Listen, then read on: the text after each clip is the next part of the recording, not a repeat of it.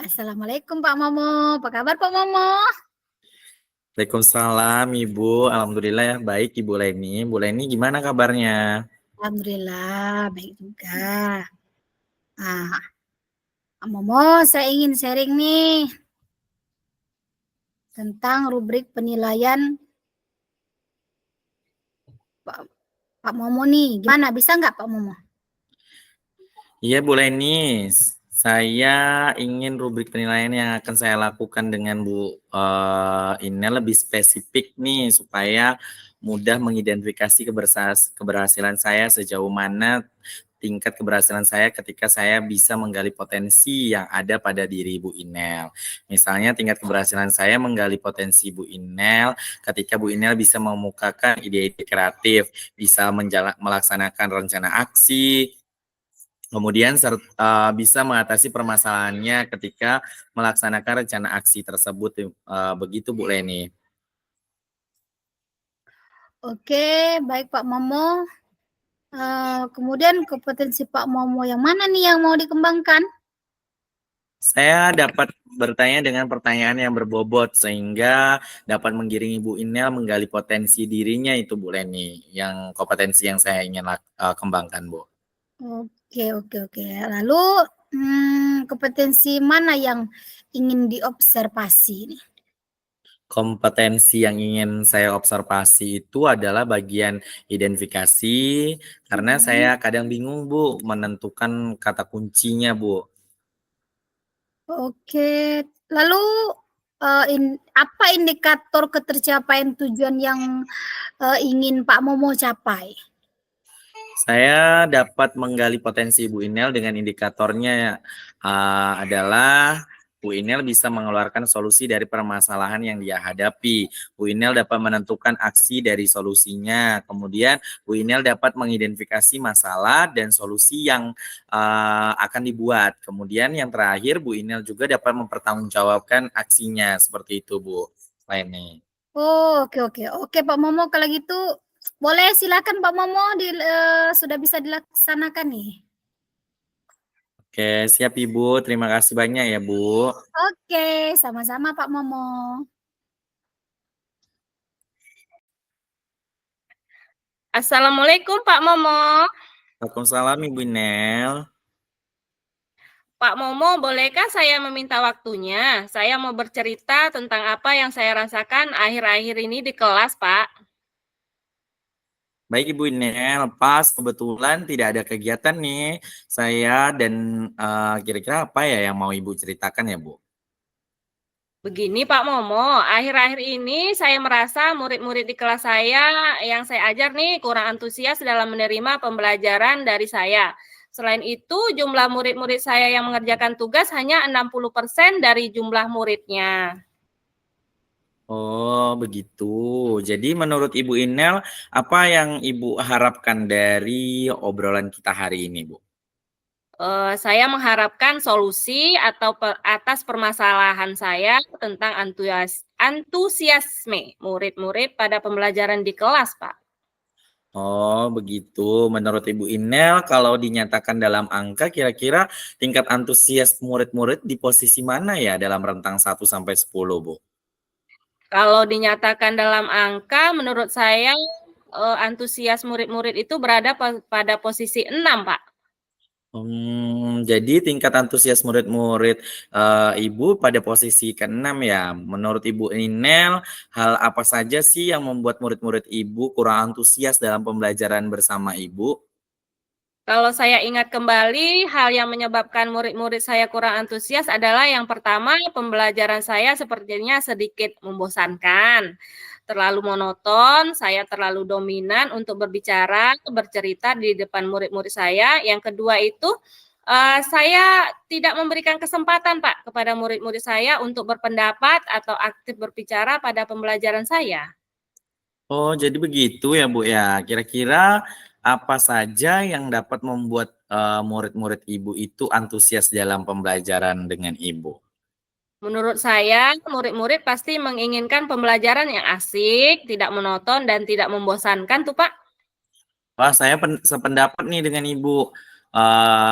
agar menyenangkan, agar tidak bosan. Pastinya nanti murid-murid Ibu lebih antusias nih. Nah, lalu menurut pendapat Ibu, apa saja yang bisa membuat murid-murid itu asyik, kemudian tidak bosan, dan bisa senang nih belajar dengan Ibu? Menurut saya, pembelajaran harus berpusat kepada murid. Murid diajak untuk aktif dalam pembelajaran, kemudian adanya ice breaking ataupun game supaya pembelajaran lebih menarik. Wah, sepertinya asik tuh pembelajarannya ya Bu Inel ya. Lalu mengenai tugas yang diberikan kepada murid-murid Ibu, apakah penyebabnya sehingga kurang antusias nih dalam pengumpulan tugasnya? Kemungkinan nih menurut saya nih ya Pak ya, karena tugas saya terlalu banyak dan berisi banyak pertanyaan, tanpa saya memberikan sumber belajar yang beragam dan mengasihkan. Oke oke, kalau boleh tahu Ibu menggunakan sumber belajar apa saja ya di kelas, Bu? Saya biasa menggunakan buku teks yang ada di perpustakaan saja Pak Momo. Oh begitu. Apakah ada sumber yang lain Bu selain buku teks? Saya pikir banyak ya Pak ya sumber belajar seperti video YouTube, artikel di blog, atau tulisan ilmiah di internet, atau bisa juga kita menggunakan aplikasi yang sedang tren sekarang ya Pak ya, seperti TikTok, Reel, nah di IG gitu. Nah, betul sekali, Bu. Saya yakin sekali bila Ibu bisa menggunakan berbagai macam sumber belajar itu pasti akan membuat murid-murid Ibu lebih antusias dalam pembelajaran. Pasti lebih senang, Bu. Jadi sekarang apa rencana Ibu untuk melaksanakan atau menyelesaikan masalah Ibu ini? Yang pertama nih ya Pak ya, saya merancang pembelajaran yang mengasihkan dengan menggunakan sumber belajar yang beragam seperti video YouTube, TikTok. Kemudian yang kedua, memberikan tugas itu tidak terlalu banyak. Kemudian tugasnya sesuai dengan minat dan bakat murid-murid saya. Istilahnya, saya akan melaksanakan pembelajaran diferensiasi sehingga murid tidak terkesan dipaksa, tetapi mereka memang senang mengerjakan tugasnya. Misalnya menggunakan bentuk drama, lagu, puisi, pantun, laporan digital, nah dan lain-lain, Pak. Wah, bagus sekali rencana Ibu Inel. Kira-kira siapa saja yang dapat membantu rencana Ibu ini agar berjalan dengan lancar, Bu? Oh, Ibu Yuli, guru kelas 5, Pak. Ia pandai IT dan sudah menerapkan pembelajaran berdiferensiasi di kelasnya. Sepertinya cocok itu, Bu. Mudah-mudahan rencana Ibu Inel itu berhasil ya, Bu ya. Dengan rencana tersebut, tingkat antusias murid-murid pada pembelajaran yang tadinya di posisi ke-6 ingin Ibu tingkatkan menjadi posisi berapa ya kira-kira, Bu? Saya ingin antusias murid-murid pada posisi 10, Pak, di mana murid-murid asik dan aktif sehingga 100% mengumpulkan tugasnya. Wah, luar biasa ya, Bu ya. 100% mengumpulkan tugasnya. Mudah-mudahan saja bisa tercapai ya, Bu ya. Nah, selanjutnya apa komitmen Ibu terhadap rencana ini, Bu? Saya berkomitmen untuk selalu membuat rencana pembelajaran yang mengasihkan, menggunakan banyak sumber belajar untuk eksplorasi materi, sehingga murid-murid saya dapat menjelaskan merdeka belajar dan saya akan membuat murid-murid saya senang dalam kegiatan eksplorasi materi. Tanpa adanya unsur paksaan, akan saya serahkan pemilihan sumber belajar pada murid-murid saya, Pak. Oke, luar biasa ya, bagus sekali ya Bu ya. Saya sangat mendukung sekali itu Bu. Mudah-mudahan semuanya bisa berjalan dengan lancar dan sesuai dengan harapan ya Bu ya. Terima kasih ya Pak Momo ya atas waktunya untuk sharing. Mudah-mudahan kita semua bisa menjadi guru yang selalu dirindukan oleh murid-murid kita ya Pak ya. Amin. Amin. Oke, sama-sama Ibu. Assalamualaikum Pak Momo. Waalaikumsalam Ibu. Alhamdulillah nih praktek kucingnya sudah berjalan dengan baik. Lancar ya Pak Momo ya. Nah, bagaimana Pak Momo penilaian kompetensi dari kucingnya tadi?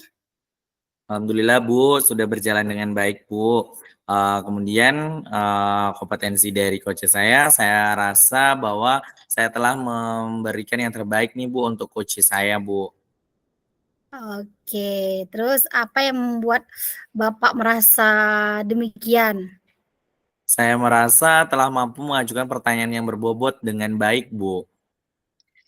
Oke, apakah Pak Momo sudah merasa puas nih dengan jawaban yang diberikan oleh kunci Pak Momo tadi? Sebenarnya belum puas sih, Bu. Saya pengen terus memantau sejauh mana coach saya ini dapat menemukan solusi dari permasalahannya, Bu. Alah, terus bagaimana nih rencana Pak Momo selanjutnya kalau seperti itu? Rencana saya akan melakukan latihan yang lebih intensif, Bu, dalam merumuskan pertanyaan-pertanyaan yang lebih efektif. Oh, oke. Untuk proses coaching selanjutnya, kompetensi apa nih yang lebih spesifik yang ingin Pak Momo gali lagi dari coach Pak Momo nih? Oke, saya ingin lebih fokus, Bu, pada pertanyaan-pertanyaan yang lebih spesifik untuk menggali potensi dari coach saya itu, Bu. Oke ya, semoga kita bisa melaksanakannya ya Pak ya. Saya akan mencatat hasil observasi ini ke dalam, from, supervisi akademik saya. Terakhir nih Pak Momo, apa yang Bapak peroleh dari proses ini? Iya, Ibu, saya merasa lebih memahami area di mana saya perlu berkembang dan saya berterima kasih ya, Bu, ya, atas bimbingan dan umpan balik yang sudah Ibu berikan kepada saya. Oke, terima kasih juga Pak Momo. Terima kasih juga nih untuk, Pak Momo yang sudah mau berusaha, menjadi coach untuk, rekan Pak Momo yang lainnya. Semoga lebih sukses, lebih baik ke depannya ya Pak Momo. Amin, ya rabbal alamin. Terima kasih ya, Bu. Oke, sama-sama Pak Momo.